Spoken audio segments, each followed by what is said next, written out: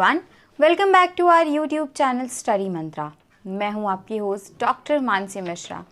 आज आपसे बहुत दिनों के बाद मुलाकात हो रही है और उम्मीद है कि आप सभी ने अपना MNS21 का फॉर्म फिल कर दिया होगा। अगर अभी भी नहीं फिल किया है या फिर कोई आपको दिक्कत आ रही है तो आप उनकी हेल्पलाइन नंबर पर कॉल करके अपनी सारी समस्याओं को दूर कर सकते हैं।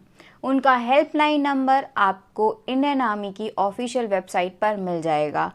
और अगर आप ऑफिशियल वेबसाइट भूल गए हैं तो एक बार फिर आपको याद दिला दूं, दैट इज़ www.joinindianarmy.nic.in.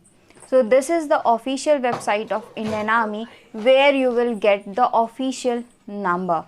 आप वहाँ पर आपको उनकी ईमेल आईडी भी मिलेगी जिस पर आप ईमेल करके अपनी सारी क्वेरीज और सारी प्रॉब्लम्स को उनसे पूछ सकते हैं। वीडियो को आगे बढ़ाते हैं। आज फिर अगर हम आए हैं तो ज़रूर आपके लिए कुछ स्पेशल लेकर आए होंगे। लेकिन वीडियो में आगे बढ़ने से पहले आपको बता दूं, if you are an MNS aspirant and you are preparing for MNS21 examination then you can join our online crash courses. आपको सबसे कम समय में और सबसे बेहतर तरीके से अगर प्रिपरेशन करनी है तो आप स्टडी मंत्रा के ऑनलाइन बैचेस ज्वाइन कर सकते हैं। हमारे बैचेस से जुड़े हुए बच्चों के फीडबैक तो आपने हमारी कम्युनिटी पोस्ट पर देख ही लिए होंगे। If you are new to the channel then don't forget to subscribe our channel and hit the notification bell so that you will be notified on our every next video. साथ ही साथ video समझ में आता है, अच्छा लगता है, लाइक करें, शेयर करें और कमेंट करके हमें ज़रूर बताएं। अब अगर हम आपके सामने आए हैं तो ऐसा क्या नया लेकर आए हैं। As you all know that very soon you are going to have your written examination for MNS21. So we are going to start a video series with question answers. यानी हम एक चैप्टर उठाएंगे, उसके MCQs सॉल्व करेंगे। इससे बच्चों का क्या होता है, डबल फ़ायदा होता है। एक तो लास्ट मोमेंट पे की गई प्रिपरेशन सबसे अच्छी तरीके से आपके दिमाग में बैठ जाती है और ये जो क्वेश्चंस हैं आपको बहुत अच्छी तरीके से क्लियर हो जाएंगे। इनसे रिलेटेड आपके कॉन्सेप्ट्स भी क्लियर हो जाएंगे और ये क्वेश्चंस आपको हमेशा के लिए याद रहेंगे। तो अगर आप एक MNS एस्पिरेंट हैं तो ये वीडियो सीरीज़ आपके लिए बहुत ज़्यादा बेनिफिशियल होने वाली है। चलिए, today we are having 10 questions related with cytology. Bio की साइटोलॉजी जिससे हर साल क्वेश्चन पूछे जाते हैं, आज हमारे पास उसके 10 क्वेश्चंस हैं। We are going to discuss these 10 questions और आज हम ये डिस्कस करने वाले हैं। उम्मीद करते हैं कि आपको ये क्वेश्चंस, इनके आंसर और इनके पीछे का कॉन्सेप्ट बहुत अच्छे से समझ में आ जाएगा। अगर समझ में आता है तो वीडियो को लाइक करें, शेयर करें और कमेंट करके हमें अपना फीडबैक ज़रूर दें। Each and every comment is equally valuable for us, तो कमेंट करके हमें बताना ना भूलें। चलिए, बिना देर किए हुए अब अपने वीडियो को शुरू करते हैं और आई होप कि आप बहुत अच्छे से अपनी प्रिपरेशन कर रहे होंगे क्योंकि अब आपके पास हार्डली 1 मंथ और रिवीजन के लिए 15 डेज़ बाकी हैं। अपनी कमर कस लीजिए और अगर अभी भी आपने प्रिपरेशन स्टार्ट नहीं की है तो अपनी प्रिपरेशन को आज से स्टार्ट कर दीजिए और हमारे साथ साथ प्रिपेयर करते हुए चलिए। पहला क्वेश्चन पढ़ते हैं। Cell wall shows. चलिए, सेल वॉल की बात कर रहे हैं हम यहाँ पर। सेल वॉल क्या शो करती है? एक एक क्वेश्चन को, उसके ऑप्शंस हम बहुत ध्यान से पढ़ेंगे और आई होप कि आप उसे हमारे साथ समझने की कोशिश करेंगे। Cell wall shows option A complete permeability, option B semi permeability, option C differential permeability and option D impermeability. तो सबसे पहले बता दें कंप्लीट परमिएबिलिटी क्या होती है। What is permeability? Permeability means कि किसी मॉलिक्यूल का एक मेम्ब्रेन को क्रॉस करके दूसरी तरफ चले जाना। Suppose I am standing here and there is a membrane in front of me and I have to cross that membrane and go other side. So this is known as permeability. यानी एक molecule का एक membrane को cross करके आगे बढ़ जाना, ये क्या कहलाता है? Permeability. Now what is complete permeability? If any membrane is completely permeable, then it will not block the passage of any molecule. अगर कोई भी मेम्ब्रेन completely permeable है तो वो अपने आर पार जाने से किसी भी मॉलिक्यूल को नहीं रोकेगी. Then two other words are there, semi permeability and differential permeability. Semi permeable कौन होता है या फिर सेलेक्टिवली परमिएबल कौन होता है? सेमी परमिएबल या फिर selectively permeable, that is our cell membrane. सबसे पहले आपको ऑप्शंस में ढूंढना है सेलेक्टिवली परमिएबल. अगर सेलेक्टिवली परमिएबल समहाउ ऑप्शंस में आपको नहीं मिलता है, then you have to choose the word semi permeable for cell membrane. इसके बाद सेल वॉल की बात करते हैं. ये पहले तो डिस्कस कर लेते हैं कि ये सेमी परमिएबल या सेलेक्टिवली परमिएबल क्या होता है. Semi permeable and semi selectively permeable, these two terms means कि cell membrane allows only passage of few molecules. सिर्फ कुछ ही मॉलिक्यूल्स, सेलेक्टेड मॉलिक्यूल्स इधर से उधर जा सकते हैं सेल मेम्ब्रेन से होते हुए. So cell membrane is a selectively permeable membrane और you can say semi permeable membrane. Now, let's talk about cell wall. Cell wall is impermeable. Cell wall के लिए हम यूज़ करते हैं impermeable, यानी सेल वॉल से होकर कोई भी मॉलिक्यूल इधर से उधर नहीं जा सकता है. तो cell wall is our impermeable membrane. I hope question number 1 आपको बहुत अच्छे से समझ में आ गया होगा. Now coming to the question number 2. Please listen to the question very carefully and don't skip the video. क्योंकि पिछली बार जो हम सुपर 30, सुपर 15, 25 की सीरीज़ लाए थे उससे एग्ज़ाम में डायरेक्ट क्वेश्चंस पूछे गए थे. जो हमारे MNS एस्पिरेंट्स थे जिन्होंने 2020 का एग्ज़ाम दिया था वो इस चीज़ से बहुत अच्छे से वाकिफ़ हैं कि how much the series are important for you. चलिए क्वेश्चन 2 की बात करते हैं. Cell recognition and adhesion occur due to biomolecule of cell membrane named. एक बार फिर से क्वेश्चन पढ़ते हैं. Cell recognition and adhesion occur due to biomolecules of cell membrane named. Option A protein, option B lipid, option C protein and lipid and option D glycoprotein and glycolipid. हमारा question कह रहा है कि cell recognition and adhesion यानी how does a cell recognize the other cell of its own type. हमने आपको क्या बताया था कि each and every organism is composed of cells of similar function and structure come together to form tissue, then tissue of same function come together to form organ and then organ system is formed. So in this way a complete body is formed. सबसे पहले cell मिलकर tissue बनाया, tissues ने मिलकर organ बनाया और organs ने मिलकर हमारा ऑर्गन सिस्टम बनाया. So this was the concept behind this. अब बात करते हैं कि एक सेल अपनी तरीके की दूसरी सेल को पहचानती कैसे है. किन मॉलिक्यूल्स की मदद से एक सेल अपनी तरीके की दूसरी सेल को पहचान सकती है and they come closer to form a tissue. तो ऑप्शंस देखते हैं. सबसे पहला ऑप्शन है आपका protein, option number B is lipid, option C is protein and lipid and option D is glycoprotein and glycolipid. So the correct answer for cell recognition is option number D, that is glycoprotein and glycolipid. अब if you have studied about the structure of cell membrane, वहाँ पर आपने देखा होगा कि आप सबसे पहले सेल मेम्ब्रेन की स्ट्रक्चर को आपने पढ़ा होगा. तो the most accepted model for the structure of cell membrane is given by Singer and Nicolson which is fluid mosaic model. ये लेटेस्ट मॉडल है, मोस्ट एक्सेप्टेड मॉडल है and this is the quasi fluid model. इसे हम quasi fluid model भी कहते हैं. इसकी में आपको बताया गया है कि कैसे किन किन मॉलिक्यूल से मिलकर हमारी सेल मेम्ब्रेन बनी हुई है. तो आप वहाँ पर देखा है आपने कि glycoproteins and glycolipids are there in our cell membrane which are helpful in cell recognition and adhesion. चलिए क्वेश्चन नंबर 3 पर आते हैं. Function of telomeres in nucleus is, telomeres का फंक्शन पूछा गया है, न्यूक्लियस में क्या होता है।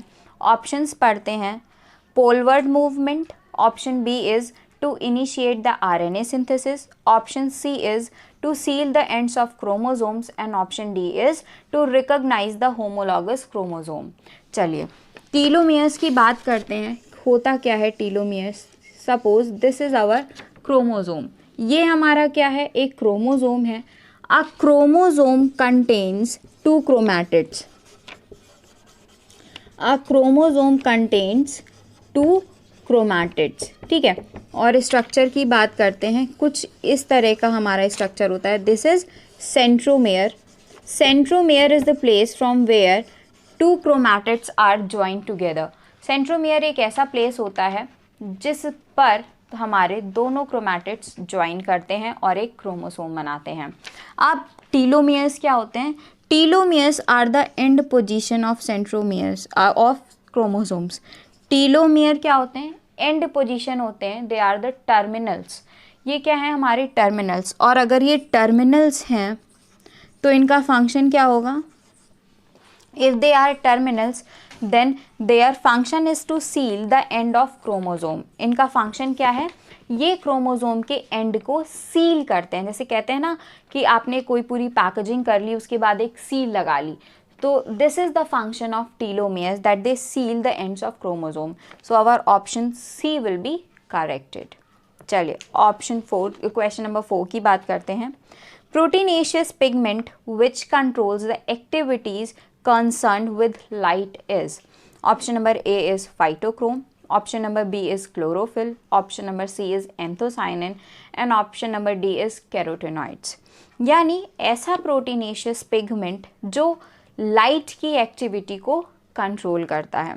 एक एक करके सारे ऑप्शंस की बात करते हैं। सबसे पहले बात करते हैं chlorophyll. Chlorophyll is a green pigment which is present inside the chloroplast and which is helpful in photosynthesis. Photosynthesis is the process by which green plants make their own food, so they are known as producers. Okay, then we are going to discuss anthocyanin. Anthocyanin is a pigment which is responsible for the different color of petals and it is basically dissolved in the cell sap। तो anthocyanin हमारे cell sap में dissolve form में रहता है and which is responsible for the different colour of petals. आपने देखा होगा कुछ पेटल्स अलग से पर्पल कलर की, पिंकिश कलर की आती हैं। So this is because of anthocyanin. Now we are going to discuss carotenoids. Carotenoids, carotene and xanthophyll, they are collectively known as carotenoids.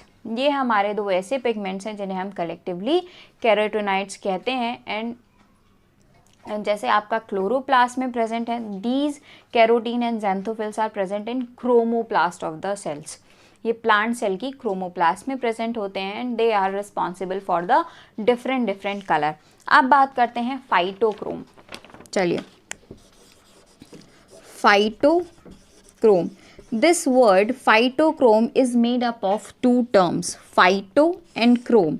Chrome means colour and phyto means light. तो आप इसे बहुत अच्छे से याद कर सकते हैं। Phytochrome is a term which consists of 2 terms, that is phytochrome, phyto plus chrome। phyto indicates light and chrome indicates specific color। so आपका ऑप्शन यहाँ पे क्या हो जाएगा, A, phytochrome। they are proteinaceous pigments which are associated with the activity of light। so take a very quick screenshot, no need to go anywhere, we will be right back with other questions।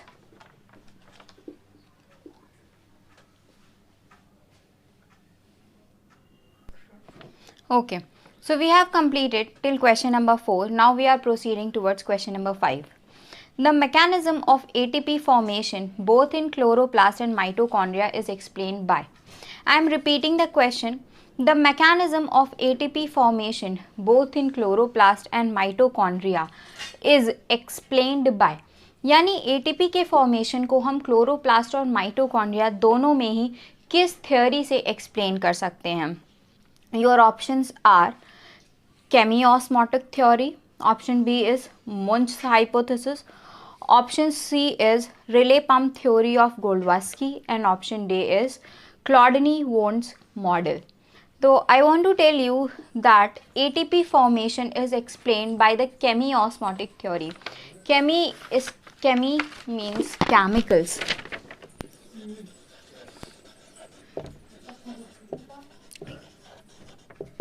Chemiosmotic theory is responsible for the ATP formation.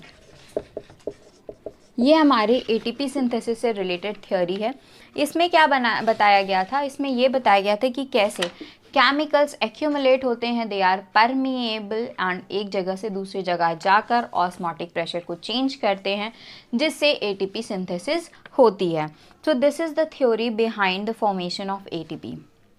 चलिए, we are coming towards the question number 6, which is the chromosome in which centromere is situated close to one end. The chromosomes in which centromere is situated close to one end. Your option are telocentric, submetacentric, metacentric and D acrocentric. एक एक करके सारे options की बात करते हैं और सबसे पहले क्वेश्चन समझने की कोशिश करते हैं. क्वेश्चन कह रहा है कि ऐसे कौन से क्रोमोसोम्स होते हैं जिसमें सेंट्रोमियर टर्मिनल यानी एंड के कुछ पास में होता है. तो सबसे पहले बात करते हैं option number A, which is telocentric.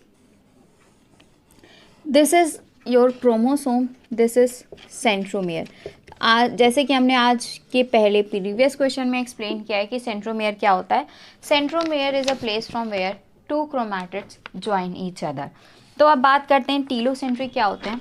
Telocentric यानी ऐसे क्रोमोसोम, टीलोसेंट्रिक यानी ऐसे क्रोमोसोम जहाँ पर सेंट्रोमियर एकदम एंड पर प्रेजेंट हो. Centromere is present at the end. ये क्रोमोसोम्स आपके क्या कहलाते हैं, telocentric. Next is metacentric. Meta यानी मिडिल. मेटासेंट्रिक आपको नाम से याद रहेगा. मेटा को आप रिजेंबल कर लीजिए मिडिल पॉइंट से या मिड पोजीशन पे. तो मेटासेंट्रिक ऐसे क्रोमोसोम्स होते हैं जहाँ पर centromere is present at the centre. इसके बाद submetacentric. Submetacentric are those chromosomes where centromere is situated close to the center but not at the center. Submetacentric ऐसे क्रोमोसोम्स होते हैं जहाँ पर सेंट्रोमियर सेंटर के पास में होता है लेकिन सेंटर पर नहीं होता है. Now we are coming to the last option, that is acrocentric. Acrocentric chromosomes are those chromosomes which are having their centromere close to the end. यानी एक्रोसेंट्रिक हमारे वो क्रोमोसोम्स होते हैं जहाँ पर सेंट्रोमियर हमारा एंड के कुछ पास में प्रेजेंट होता है. Now we are coming towards question number 7. A single cell containing large number of nuclei is called. Option number A is syncytium, option number B is cell wall, option number C is monad and option number D is bivalent. यानी एक single cell जिसमें बहुत सारे nucleus एक cell में ही present होंगे, इस cell को क्या कहेंगे. Generally suppose this is a cell and generally a single nucleus is present inside a cell.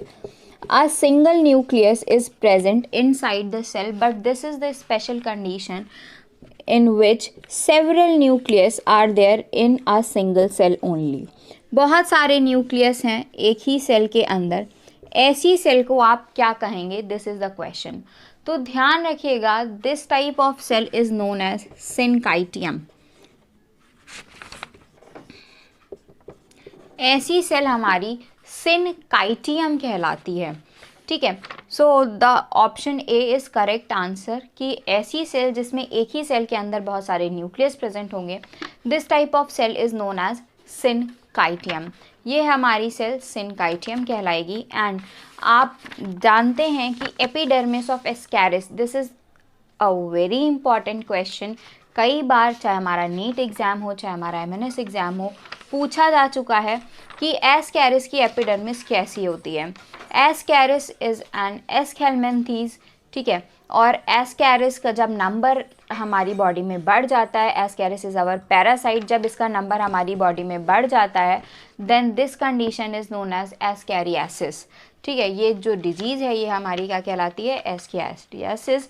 और एस्कैरिस की एपिडर्मिस सिनकाइटियल एपिडर्मिस होती है, यानी it contains several nucleus in a single cell. चलिए आगे बढ़ते हैं, नेक्स्ट क्वेश्चन की बात करते हैं।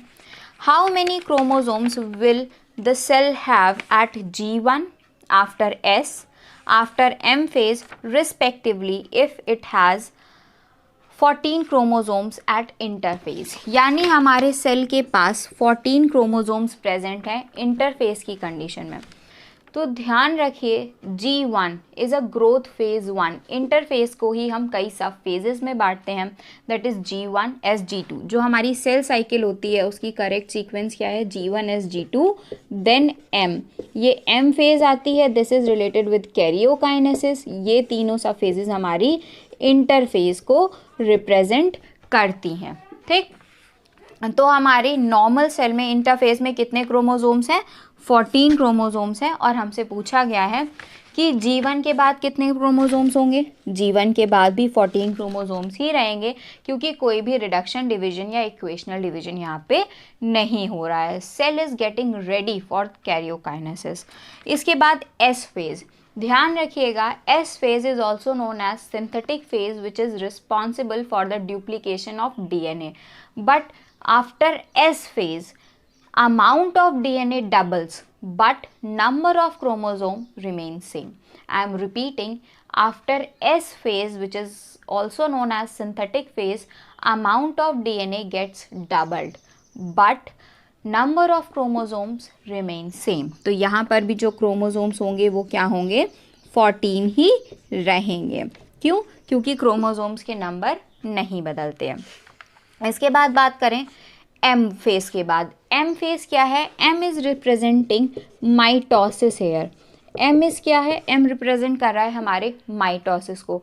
Mitosis is an equational division where chromosome numbers are same in both the cells, parent cell and daughter cell. Mitotic एक आपका इक्वेशनल डिवीजन है जहाँ पे क्रोमोसोम्स का नंबर रिड्यूस नहीं होता है और पेरेंट सेल में भी उतने ही क्रोमोसोम्स होते हैं जितने कि डॉटर सेल में होते हैं। तो M फेज के बाद भी क्रोमोसोम का नंबर 14 ही बना रहेगा। So this is the correct answer कि if a cell contains 14 cells in interphase, the number of chromosomes after G1 is 14, after S is 14 and after M will also be 14. इसके बाद next question, question number 9 पे आते हैं। During cell division in apical meristem the nuclear membrane appears in. I am repeating the question. During cell division in apical meristem, the nuclear membrane appears in. यानी एक apical meristem, meristem is responsible for cell division. Meristem tissue एक ऐसा tissue है जहाँ पे repeated cell division होता रहता है। तो अगर आपसे क्वेश्चन पूछा जाए कि which tissue is responsible for repeated cell division, तो दैट इज मेरिस्टम। ठीक है, मेरिस्टम आपका एक ऐसा टिश्यू है जहाँ पर रिपीटेड सेल डिवीजन होता है, और अगर वहाँ पे डिवीजन हो रहा है तो इनमें से किस फेज़ में न्यूक्लियर मेम्ब्रेन अपीयर होती है, रीअपीयर होगी। यहाँ पर एक बार डिसअपीयर हो चुकी है, इसके बाद फिर से रीअपीयर किस फेज़ में होगी। Your options are A telophase, option B cytokinesis, option C metaphase, option D anaphase. तो nuclear membrane will reappear in A telophase. ध्यान करिएगा, we have divided M phase into 4 sub phases, prophase, metaphase, anaphase and telophase. हमने karyokinesis को 4 phases में बांटा है, prophase, metaphase, anaphase and telophase. ठीक है, सबसे बड़ी होती है आपकी प्रोफेज, जहाँ पर न्यूक्लियर मेम्ब्रेन, न्यूक्लियोलस, बाकी ऑर्गेनल्स आपके धीरे धीरे करके डिसअपीयर होना स्टार्ट करते हैं। And telophase is just reverse of prophase, जहाँ पर ये सारे cell organelles including nuclear membrane reappears. तो आपका सही आंसर क्या हो जाएगा, ए टीलोफेज। नेक्स्ट क्वेश्चन की बात करते हैं। A gymnospermic leaf carries 16 chromosomes, the number of chromosome in its endosperm will be. कह रहा है कि एक जिम्नोस्पर्म की लीफ है जिसके पास 16 क्रोमोसोम है। 16 chromosomes are there in gymnosperm leaf. तो ध्यान रखिए, gymnosperm leaf is a diploid structure, ये डिप्लॉइड है, यानी 2n = 16, तो n क्या हो जाएगा 8। और इसके बाद पूछा क्या गया है, number of chromosome in its endosperm. ध्यान रखिएगा, जिम्नोस्पर्म्स का endosperm is haploid in nature, जबकि यही क्वेश्चन अगर कहा जाए कि number of chromosomes in endosperms of angiosperm, तो एंजियोस्पर्म का जो एंडोस्पर्म होता है that is triploid in nature, यानी एंजियोस्पर्म का एंडोस्पर्म क्या होता है 3n, लेकिन जिम्नोस्पर्म का एंडोस्पर्म क्या होगा n, which is haploid in nature, क्योंकि ये फर्टिलाइजेशन के पहले बनता है। तो यहाँ पर क्रोमोसोम्स का नंबर कितना हो जाएगा 8। So the question was कि a gymnospermic leaf carries 16 chromosomes. The number of chromosome in its endosperm will be 8. Option B will be correct here. ठीक है, तो यहाँ पर क्या हो जाएगा, ऑप्शन नंबर बी करेक्ट, 8 हो जाएगा। यही डिफरेंस है जिम्नोस्पर्म और एंजियोस्पर्म के एंडोस्पर्म्स में, क्या कि endosperm of gymnosperm is haploid because it is formed before the fertilization, and endosperm in angiosperms is triploid because it is formed after double fertilization and triple fusion. So that is why this is diploid in nature in angiosperms. और अब बात करें कि endosperm का function क्या होता है। Endosperm is a nutritive tissue which provide nourishment to the developing embryo. Endosperm एक न्यूट्रिटिव टिश्यू है जो हमारे डेवलपिंग एम्ब्रियो को नरिशमेंट प्रोवाइड करता है। So these were the 10 questions which I am having with me related with cytology. I hope you all have understood the questions, their answers and concept behind that. Video समझ में आया है, like करें, share करें, और अगर आप चाहते हैं कि हम ऐसे ही वीडियोस और बनाते रहें तो प्लीज़ अपने वैल्यूएबल कमेंट हमें ज़रूर बताएं। साथ ही साथ हमारे साथ ये ज़रूर शेयर करें कि आज आपके इस सीरीज़ में कितने क्वेश्चन सही हुए हैं। आई होप आपको वीडियो पसंद आया होगा, तो लाइक बटन को हिट करना ना भूलें। साथ ही साथ चैनल को भी शेयर करें और हम तक अपनी ऐसी ही विशेस पहुंचाते रहें, ताकि हम डेली नए वीडियोस के साथ आ सकें और आपका और अपना जोश उत्साह बढ़ा सकें। फिर से एक बार बता दूं, अगर आप एक MNS एस्पिरेंट हैं और MNS 21 के लिए प्रिपेयर कर रहे हैं, then you can join our crash courses. हमारा नंबर कंटिन्यूअसली आपकी स्क्रीन पर था। Thank you so much for watching this video. Thank you so much for being with us. Thank you everyone.